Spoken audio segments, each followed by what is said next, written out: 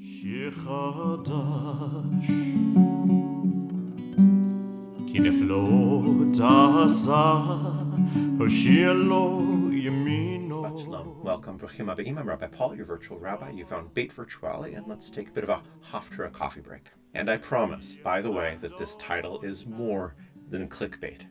One of the expectations of a rabbi in a Jewish community is the organization, or at least participation in the inevitable events that pop up when something troubling occurs. My particular way of dealing with this has not always made congregants happy.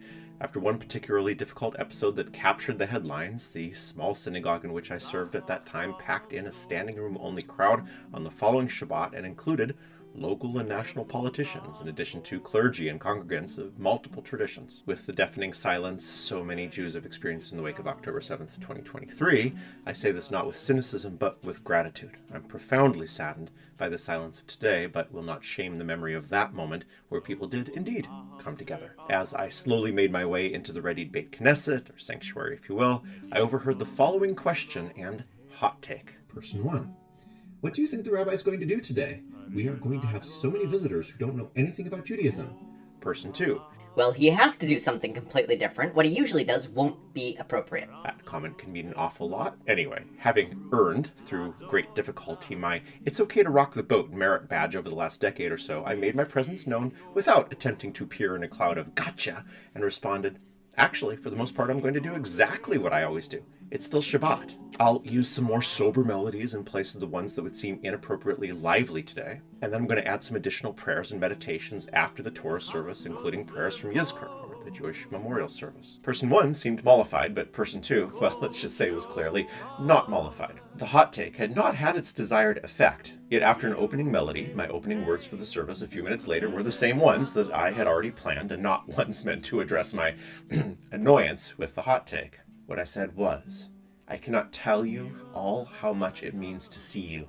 In the Jewish community, we often feel alone. Today it's clear we're not alone. Many people have asked me this week from both inside and outside the Jewish community what we're going to do to try and make sense of the events of the past week. The answer is we are going to celebrate Shabbat. To do anything else is to say that violence against Jews requires Jews to change the nature of who they are, essentially requiring Jews to somehow believe and then admit that the blame for the violence historically and currently done against us should solely be laid at our feet. I'm going to go ahead and disagree with that. My disagreement will come in the form of Jewish tradition itself, unapologetically presented. Now, some of you are in a synagogue for the very first time. Welcome, and we hope to see you back. But we have a tradition in Judaism, something that is part of the unlikely survival of the Jewish people for millennia, that when in doubt, we're required to still perform the mitzvah, our sacred obligation. By way of translation, there's no way to make sense of horror and atrocity. The world is broken, and broken people in a broken world do broken things. The answer on a Shabbat 1,000 years ago, when something horrible happened to the Jews, was to have Shabbat. That was the same answer 900 years ago, and 8 and 7, and remains valid today. The uncomfortable truth, and yes, I'm going to make everyone uncomfortable for a moment, surprise, surprise, is that if we were in a church gathering to show solidarity with something unspeakable that had happened in that community, God forbid, there would never be any thought that anything other than church would happen. The same would be true for a mosque. Yes, like I am going to do today, perhaps a few additional explanations would be made at key moments, perhaps the chosen melodies would reflect a certain gravity. But, and I want every one of us to take this seriously, no one would ever think of apologizing for being a Christian and offering a Christian service in a Christian church, nor should they. Which is why likewise we welcome everyone with open arms into an unapologetically Jewish space, where we're going to sing Jewish melodies for Jewish prayers on the Jewish Sabbath. I then went on to explain how our prayer book had translations for everything in addition to transliteration, should anyone wish to try their hand at Hebrew. My standard line, stolen unapologetically from one of my rabbi teachers, that Yai was also authentically Hebrew, Jewish, and appropriate for any melody sung, also got its usual break the tension, amused chortle. In the end, that service was a success, if such a phrase could ever be appropriate, as we try to navigate the complexities of fear and shock. Yet in all honesty, it wasn't the service that made it successful. It was the principle of awareness. We all want to do a hot take in the moments where the emotions are raging. What we need to do first is to follow, see, and name what is actually happening in us in that moment. I'll give an example from this week's Haftarah where I can provoke exactly what I'm talking about. Hopefully my point will become quickly clear in this passage from 1 Kings chapter 1. King David was now old, advanced in years, and though they covered him in bedclothes, he never felt warm. Well, that was verse 1. So far, so good. It's also worth pointing out in isolation how humanizing this is. I imagine when we sing, David, Melech Yisrael, Hu Chai Vekayam, David, king of Israel, lives and endures as a sort of messianic hope, we are much more likely visualizing young, barely clothed Richard Gere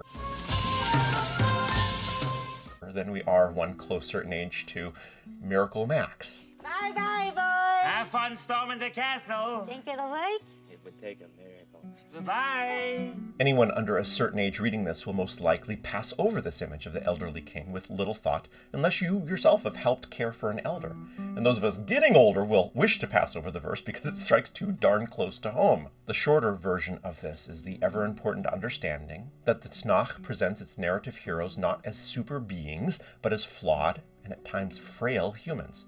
Just like us. This is necessary as we continue to the next verse and the hot takes that will surely ensue. Ready? David's courtier said to him, Let a young virgin be sought for my lord the king to wait upon your majesty and be his attendant, and let her lie in your bosom, and my lord the king will be warm. Hot takes, anyone? And I do know from experience how it runs its course. We're sitting around a table in a text study, and some nudnik, how dare they, has suggested that we study something new. Hey, how about one of those Kings books? The rabbi gets excited, as although Kings is not in my wheelhouse, it is wheelhouse adjacent. And I also, in the back of my brain, know how chapter 1 starts, as you as well now do. I also know that after some eye-rolling and a bit of throat clearing, the collective consciousness will take a few seconds to sub-linguistically see if we stop and tear the backwardness of our tradition apart with our shocked hot takes, if we turn to the rabbi and ask, what the heck? Or if we gently pretend we didn't just read what we read and try to get on to the upcoming battles of succession between Solomon and his various siblings and their various different mothers. Of course, if we in our collective silence choose to press on, we're still going to need to plow through 2 more verses that reflect something we are not sure we wish to have reflected. So, they looked for a beautiful girl throughout the territory of Israel, and they found Abishag the Shunammite and brought her to the king. The girl was exceedingly beautiful. She became the king's attendant and waited upon him. But the king was not intimate with her. Now, hold on for a minute. Honest answers, at least honest to yourself. Did that last phrase surprise you?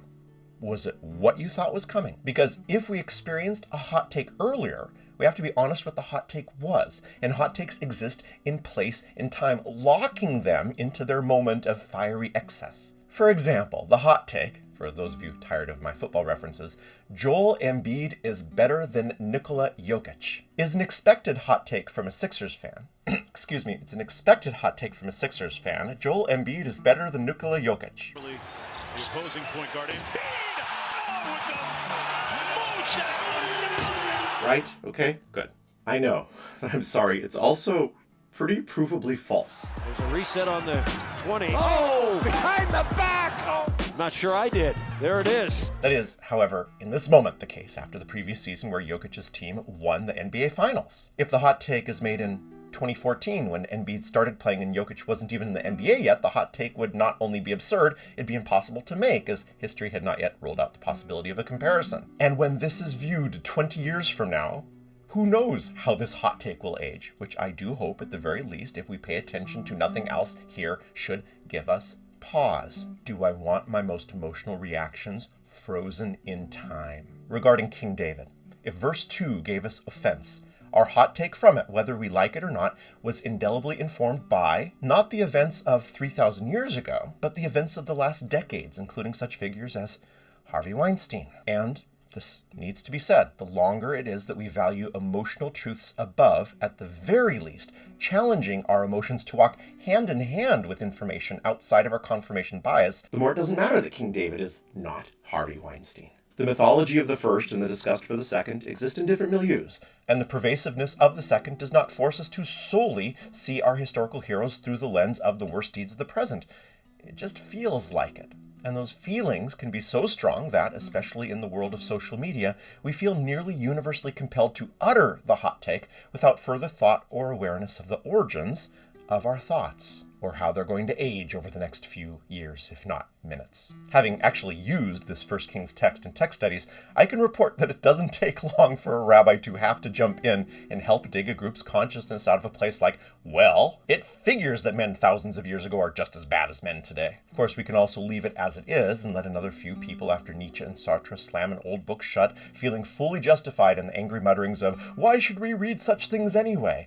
Or, to quote the hot take from a typical commentator on a friend's feed the other day, the sky daddy in those texts are exactly the reason that so many horrible things are happening today. The hot take guarantees a reaction, but allows no place where we can talk to each other. Shout, yes. Talk, no.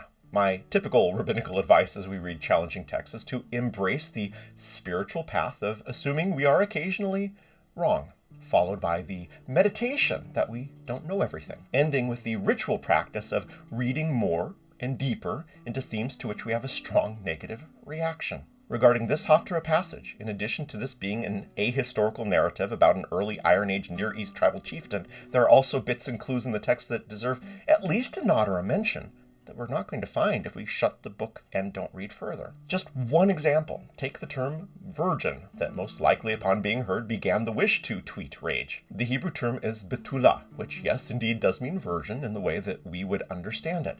It's also in Jewish law a legal status, and if that seems odd, let me rephrase the potentially offending verse to see it through the eyes of halakhic, Jewish legal import. David's courtier said to him, let a woman who is not yet married be sought for my lord the king, as getting a married woman may not technically be a violation of marriage law, but it would cause people to make the assumption that would bring shame on the king, the woman, and their houses. That's probably a slightly different reading than our hot takes, even if perhaps that also is unsatisfying. 2023 CE, 960 BCE. Yes, David already has a troubling history on this front with Bathsheba.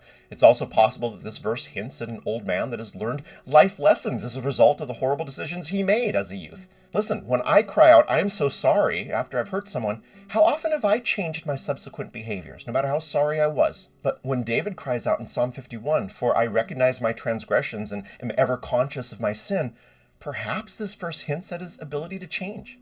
Perhaps the possibility that another has changed can inspire us to do the same and actually change, and not just say that we need to.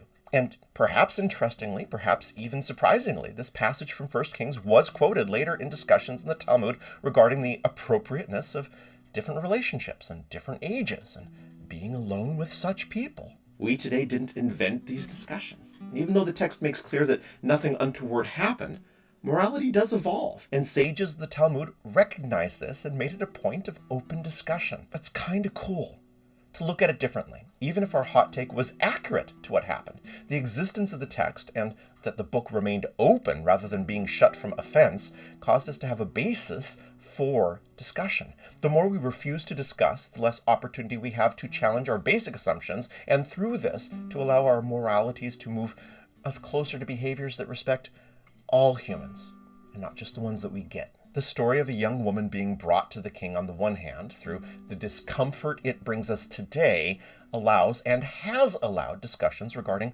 what's appropriate and why, no matter how uncomfortable that is. That's important. On the other hand, the same story and the discomfort it brings tells us a lot about ourselves in how we experience the story. The other option when reading such a text, and one that I prefer, is the one where we prime ourselves to experience something potentially difficult before the experience begins. I'm not talking about avoiding things that are making us uncomfortable. I'm talking about thinking through the various different ways that we can experience that. When you go to a museum, you can walk through and let each individual piece speak to you in the moment without any preparation. It's beautiful. It's valid. At the next level, you can read some or all of the descriptions next to a piece or at the entry to a specific room. Or we can add the audio tour, or we can take a guided tour. All are valid. All can lead to powerful experiences. All should be experienced over the course of life. And then we can enter a museum asking the question, why is this art presented as it is? What are the designers of the museum trying to tell us? What is the curator of the exhibition trying to communicate? I experienced this as an epiphany for the first time in Jerusalem at Yad Vashem, after having already visited several times on previous visits to Jerusalem. Our history professor, the great David Mendelsohn of Hebrew Union College, asked us to focus on the narrative of the museum rather than the exhibits and objects themselves. On earlier trips, I had wept at the interviews of survivors, the found objects from history, and the weave of a tale of nearly universal anti-Semitism, as well as the pictures of forgotten faces, every possible name collected to save any bit of the lives of nearly 6 million souls. With David Mendelssohn's meta-directive, I noticed consciously, for the first time, how the main museum cuts across a mountain, angling downward through the mountain as you walk right to left to right like switchbacks through the exhibits before at some point once again climbing up. That the deepest point of the museum coincides with the lowest point of the Shoah, the years of the Endlösung, being actively executed becomes a revelation, as does what comes after the lowest point. Because as you rise, you encounter resistance, the forced fighting against Nazi soldiers, the Warsaw Ghetto uprising, and the narratives of the various righteous persons, such as those known by everyone, Oskar Schindler, and those that should be known by everyone but are not, Aristides de Souza Mendes. Please look him up, as history nearly forgot about the man that saved 10,000 Jews from the Nazis. But there he is in Yad Vashem as we elevate from the De Profundis, the from the depths, into the salvation that came from just fighting and righteous actions. Because yes, when our existence is threatened, there is something called just fighting. And know that just fighting won't be pretty. Finally, as we finish climbing back up to the top, the narrowness of the museum opens up into the greenery and life of the Judean mountains. Life from lifelessness, hope from hopelessness. Our initial experience is to be overwhelmed emotionally and spiritually by the enormity of the Shoah as we walk through this history presented in the museum. We remember on that first visit a few objects or videos or specific exhibits that spoke to us. And as we come back again and again, we add new objects and narratives on top of what we've already processed. Only when we look at what is presented to us and how do we begin to have an equal dialogue in the process. When others are telling the story and I'm reacting, they are my emotions, but not my story. When I become aware of the storyteller, the existence of their narrative, and start getting a sense of how they wish me to react, I now have my own potential for dialogue. It has become as well my story. As long as we're only reacting, it's never our story. It's the story of those who are causing us to react. The power of the first few verses in the Haftarah for Chayei Sara is not only that they can cause emotions. Good art, literature, and sacred narrative will always have the potential of doing this. No, the deeper power is that when we read the words as equal partners in the dialogue, as aware partners in the dialogue, we get to watch how the words affect us in real time as they affect us. I read or hear a word and I don't simply react. I observe my act of reacting that I might question. Am I being manipulated? Do I understand the context? Do I understand the language and what's being communicated? Have I just found through my reaction to these words something that needs to be looked at further, dealt with, and possibly even something from which I can heal? Hot takes are great for clicks.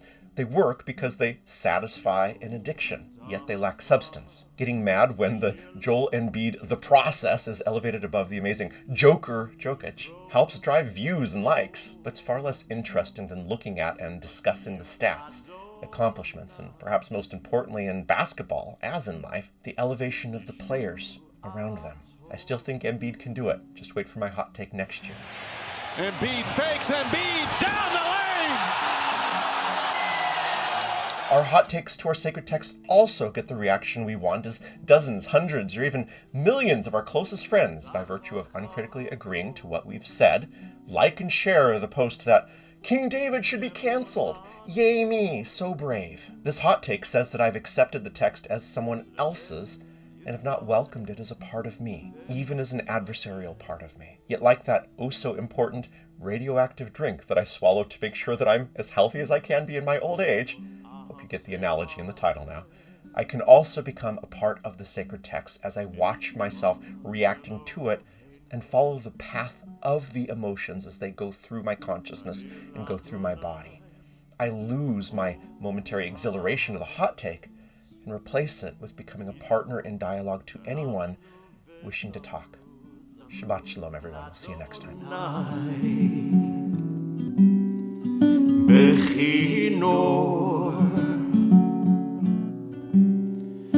בכינור וקול זמרה